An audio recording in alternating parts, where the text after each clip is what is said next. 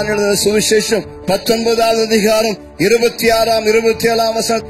இயேசு சிலுவை மரத்திலே தொங்கின பொழுதும் கூட அந்த கடைசி நிமிடத்திலே தன்னுடைய அன்பு தாயை பார்த்து, தான் மிகவும் சிநேகித்த தன்னுடைய சிநேகிதன், தன்னுடைய அன்பு சீஷன் யோவானை பார்த்து அன்பான வார்த்தையை சொல்லுகிறார். சிலுவை மரத்திலே வெளிப்பட்ட தேவ செய்தி என்ன? அன்பு. சிலுவைதான் இயேசுவின் அன்பை வெளிப்படுத்துகிறது. நல்லவனுக்காக ஒருவேளை ஒருவன் மரிக்க துணியலாம். நீயும் நானும் இயேசுக்கு பகைஞனாயிருந்தோம். பகைவனுக்காக ஒருவனை எதையும் செய்ய மாட்டான். ஆனால் சத்துருக்களாயிருந்த எனக்காக இயேசு சிலுவையில் ஜீவனை கொடுத்தார். தாயின் அன்பை விட, தகப்பனின் அன்பை விட, ஒரு கணவன் அன்பை விட, மனைவியின் அன்பை விட, பிள்ளைகளின் அன்பை விட இயேசுவின் அன்பு பெரிய அன்பு. கர்த்தருக்கு மகிமை உண்டாவதாக.